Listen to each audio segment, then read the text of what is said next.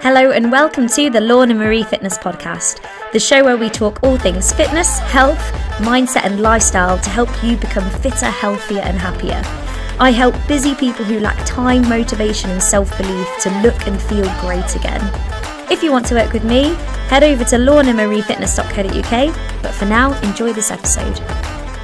If you are listening to this and you are a squaddy, you want to either watch this on the Facebook group or head to the coaching area for the full version where I'm talking about a few ideas at the beginning. So go check that out. Make sure you do check that out. And if you are listening to this and you are not a squaddy, very exciting news that our brand new, fresh 6-week reboot course has started. Well, we started taking applications. Depending on when you're listening to this, our first intake is on the 9th of September. So do get in touch, do get on board if you're somebody who is wanting to get back into good routine, to reboot your fitness and be part of a community who are really going to support you, give you the advice when you need it the most, lift you up, keep you inspired, keep you motivated, and where you're not just going to feel like a number. You will never feel like a number with us, ever. So if you've ever been disappointed by a gym through like the lack of care or the fact that you just go in and you just feel like a number, you don't really know what you're doing or have any guidance, then hey, hit us up. Okay, so now we've had the little updates.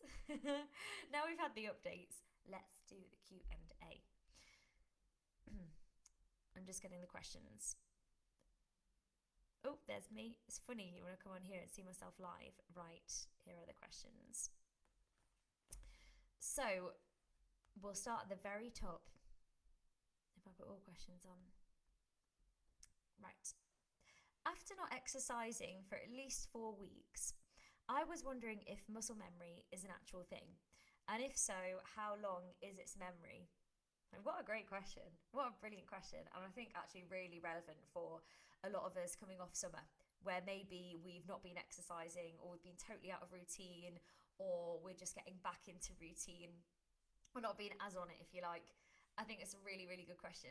So thank you. And firstly, yes, it is an actual thing. So on a couple of levels, you've got the neurological pathways. So you've already created neurological pathways. That's a mouthful, isn't it? Neurological pathways.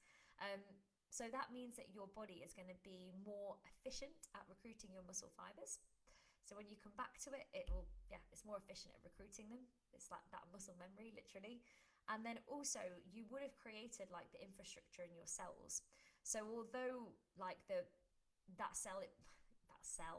although the strength might not be like it was previously, the infrastructure is already there. So you can build that up. Basically, it will be so much more efficient than somebody who is starting from scratch.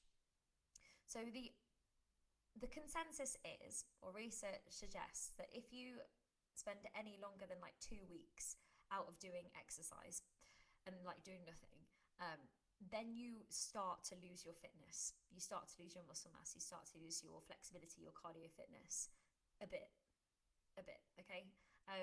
And it depends, that would be varying degrees as well. Like some people will go on holiday, but they'll still do some walks up and down the beach. And some people might fall ill and they might be lying in a hospital bed for 2 weeks. Like they're two very different things.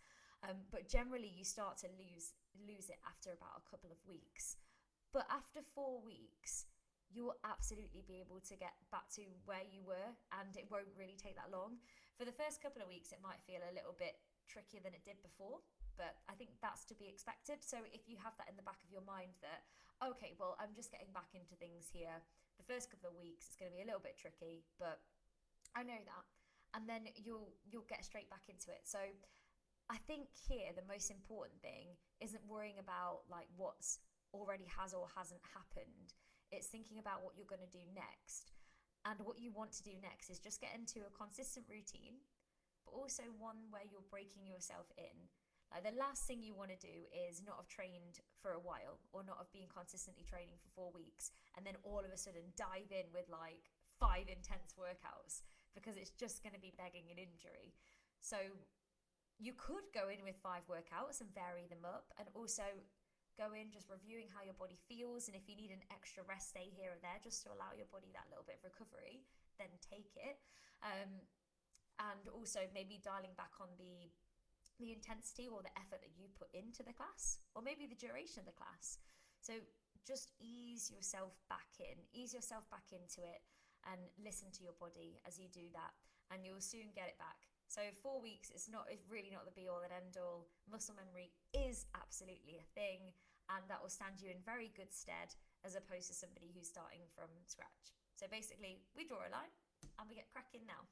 And it's good that you're doing it now and you're not thinking, oh, some people get stuck into like a bit of a downward spiral if they've not worked out for 4 weeks and think, oh, well, I'm stuck now, and I'll start next week and next week and next week. And then their energy levels, just as they're not doing anything, just feel like completely depleted. And then it becomes even harder to go again. Or the meanwhile, it's going to be harder to rebuild back to where you were. So it's good that you're sort of doing it now. 4 weeks is fine. It's totally fine. Let's go. Let's do it. Okay, next question. Quick one. When are the replays for the 6:30 and 9:30 classes available on demand?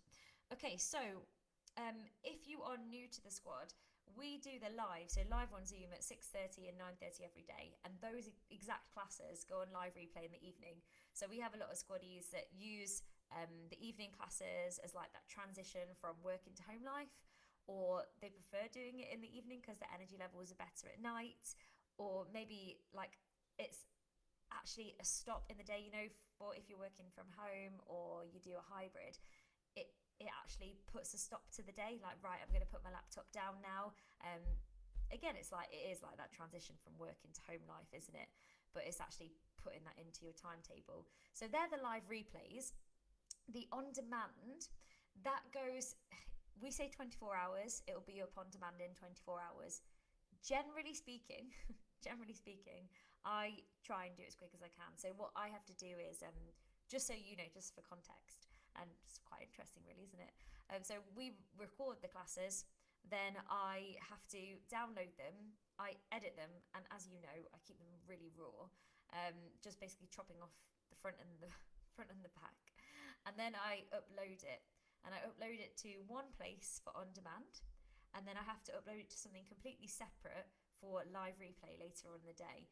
So all in all, like the process of uploading and editing and putting things onto on-demand live replay takes me about an hour. So it takes longer than the class itself. But that's what happens. So generally speaking, that's a very long-winded way of saying it's up by the afternoon, normally. Normally by like lunchtime, it's all already there from that day.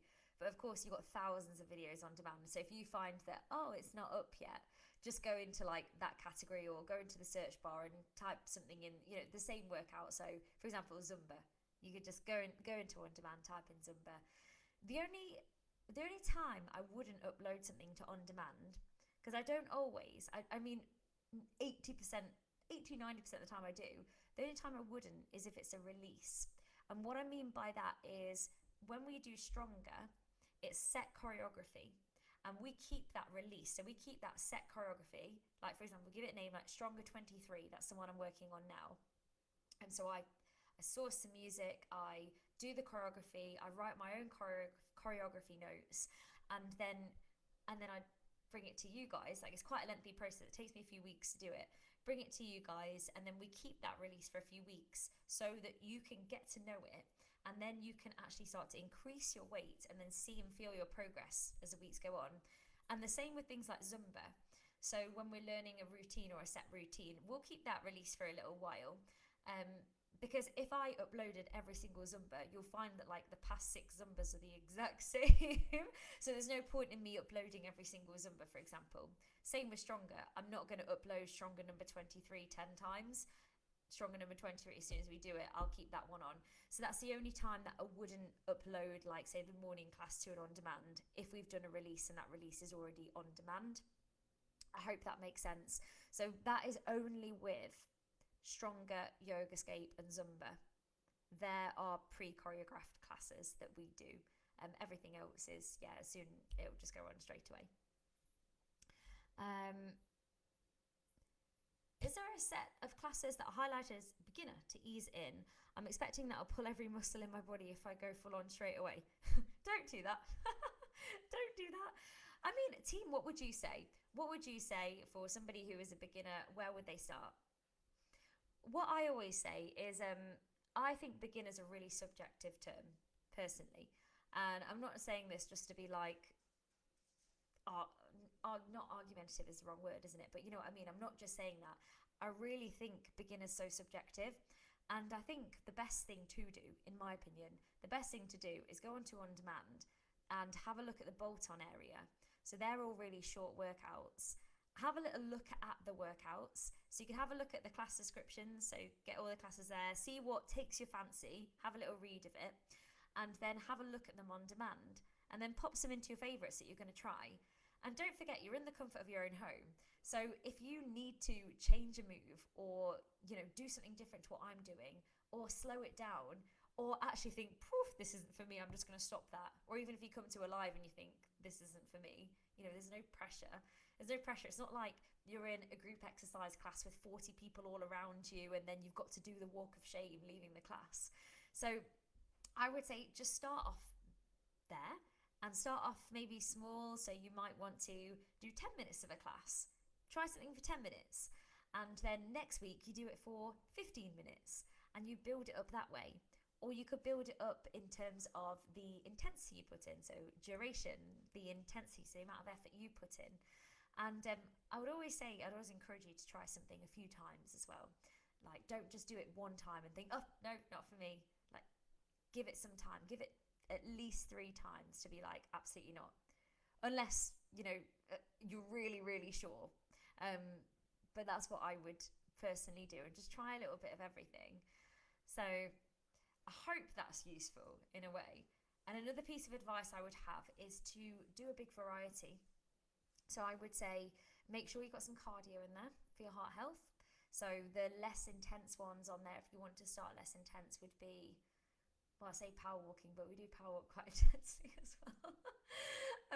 Maybe power walking, that's quite a good one. If you like to thrash it out, combat, that's quite intense, that one. Aerobics can be quite intense too.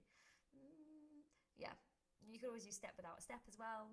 We've got all sorts. I'd just have a look. I'd just have an explore and see what you enjoy. And then with the weights ones, start off with light weights, increase it over time. And then with the Pilates, yoga, they're always quite good ones to start off on. But sometimes, like with yoga, it can take a while to like learn what the moves are called and things. But that's what I would do. Next, my balance is terrible. Anything that's single-legged, I wobble so much I can't actually carry out the exercise or move. Is there anything I can do to improve this? Yeah, absolutely. So with balance, it comes down to your core stability and it comes down to practice. So what I would be doing is I would think, okay, what classes can I do that are going to help improve my balance? And I'll just give you a few here. So Yogascape is a really good one on a few levels. One, because it's got a dedicated balance track in it. And 2, because it's a release one. So once you learn the release and you keep that same release, so say you choose Yogascape number 4 that you're going to do once or twice a week. I would say at least twice if you want to see an improvement, really. So you're going to do Yogascape twice a week. Put it into your diary. And then you can see and feel your progress as the weeks go on, because that balance track will get easier. And then you'll see yourself holding moves in like week 4 and week 5 that you couldn't do in week 1. So it's a really rewarding feeling, and that's a very good way to practice your balance. I would also be putting some regular Pilates in there, because balance, a huge component of your balance is your core stability and strength. So I would be putting in some Pilates in there, regular Pilates. And I would also be putting some regular booty band, because so booty band is really important for your glute strength and for your leg strength and kind of, yeah, your core. It's your powerhouse. So I'd be putting those in there. Booty band, Yogascape, Pilates, 100%. And then aside from that, I would be practicing some balance every day. When you brush your teeth, stand on one leg. When you're standing still, do the tandem stance where you have one foot in front of the other. So if they were my feet, my toes are touching the back of the heel. So do that, hold that. If you're in a queue, hold that. Try the heel toe walk. So same thing, where you have one foot directly in front of the other, heel toe, heel toe. So you're on a tightrope. Try that and keep practicing those little things. And it's the consistency, it's the little and often that works really well. So if it makes you do it by putting a class in there, do that. But also just getting into a habit where when you do brush your teeth, you do just stand on one leg for 20 seconds and then switch sides or whatever. That will really help.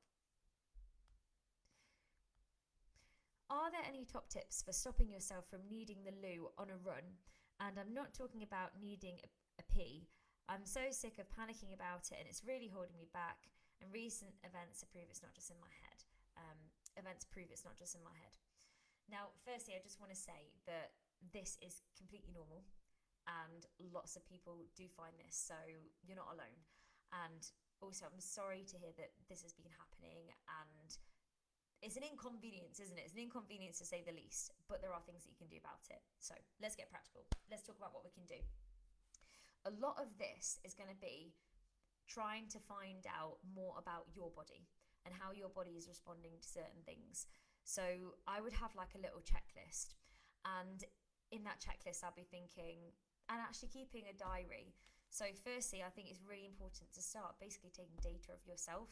So tracking when this is happening and what you've done beforehand and what you've eaten and how long it's been since your last meal. It's really important to see if there are any patterns emerging here.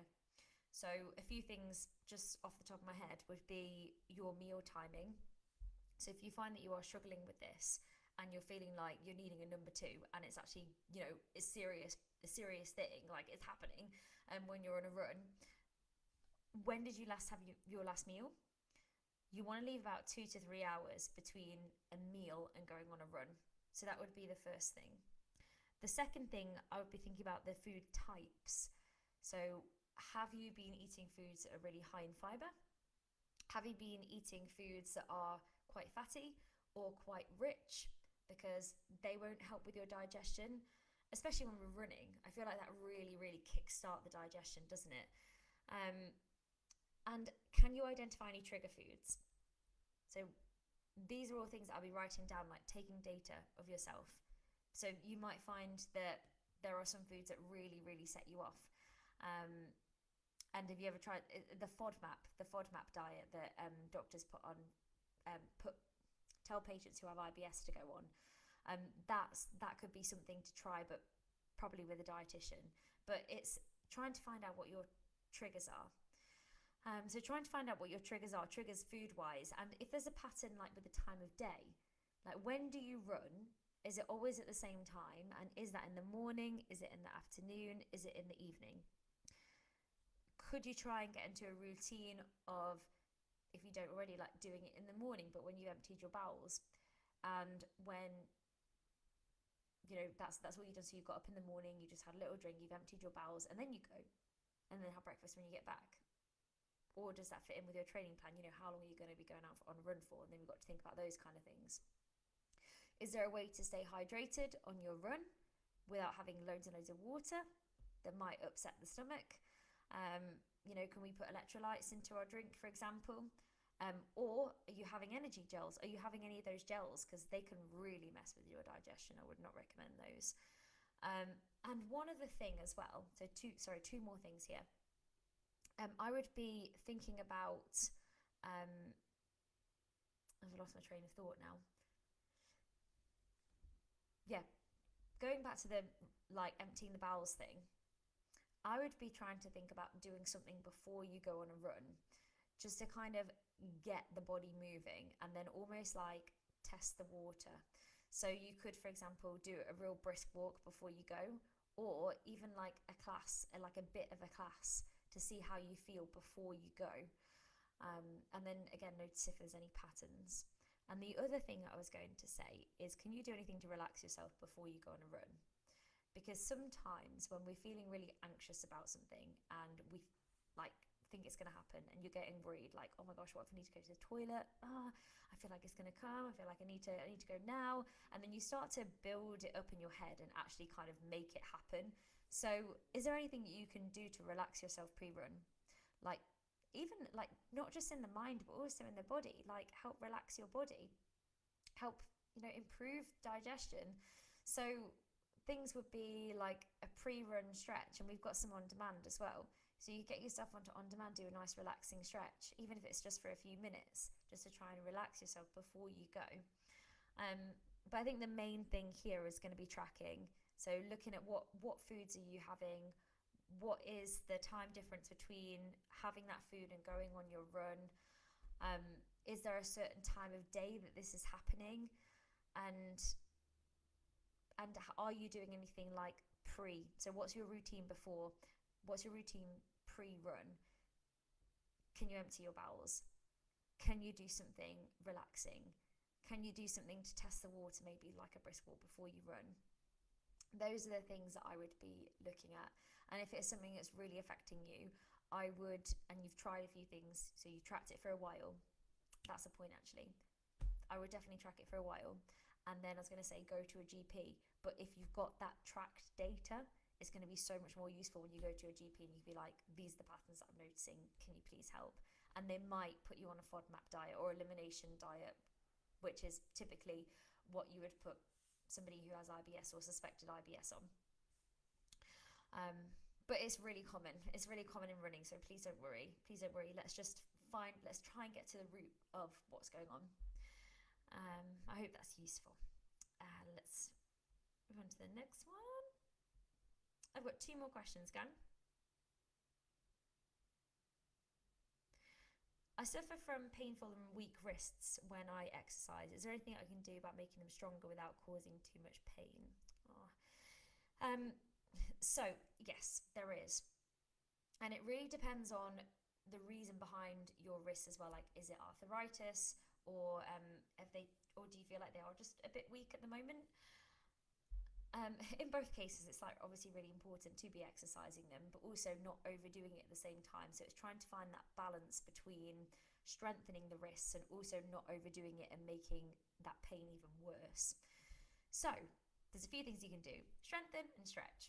So stretching could be stretching your wrists out like this. So in case if you're listening to this and you're not watching, it's going to be a bit complicated, but my palm is facing up towards the ceiling and I'm pulling my fingers back to stretch out my wrist that way. And then you can do it the other way, where you have the heel of the hand facing towards the floor, fingers facing up to the ceiling, and then you're pulling your fingers back that way. So just really stretching out the wrists. You can also do some wrist circles before you do your exercise. So wrist circles, give them a bit of a stretch before you do your exercise.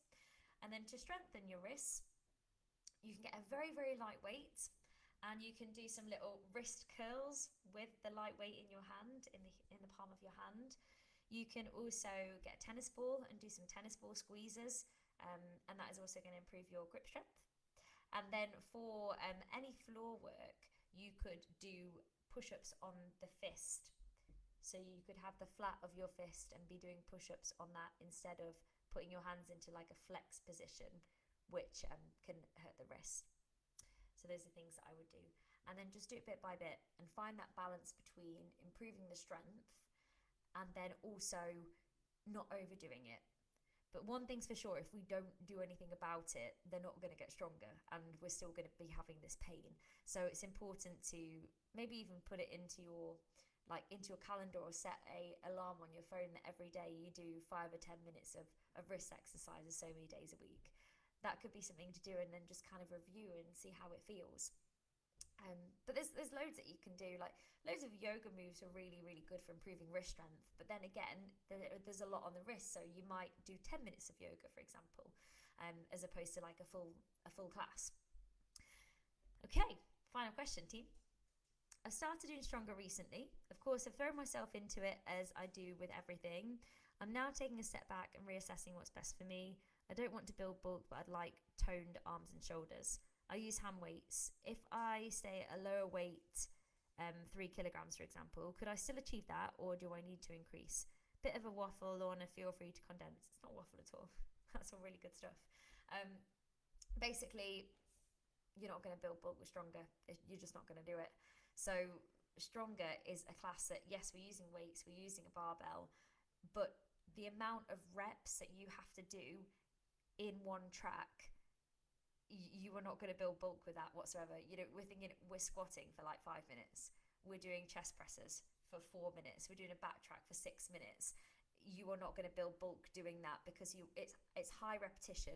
So stronger is lower weight, high repetition, and it's all about that muscular endurance. So it does strengthen, it does tone, it does shape your body, but it will never build bulk. The only way that you could ever bulk up is if you were to go to a gym and lift really heavy weights, like really heavy, and we're talking like 8 reps, and that's all you can do, and you've got to put it down and have a rest. And then also you need to be eating in a large calorie surplus, so building to build your muscles. So you need to be doing that several times a week, and you'd need to be eating in a calorie surplus to build bulk. You're not going to do that with a stronger class. You're not going to build bulky muscles with a stronger class. That's the way that it is. It's high weight. Sorry, wrong way around. It is high repetition, lower weight. So I wouldn't be dropping the weight just because you're worried about building bulk, because it's not going to happen. What you will do is you will strengthen your muscles, and that will in turn improve your bone density, and it will give you nice muscular tone and shape. If you reduce your weight, well, it won't it won't be as effective.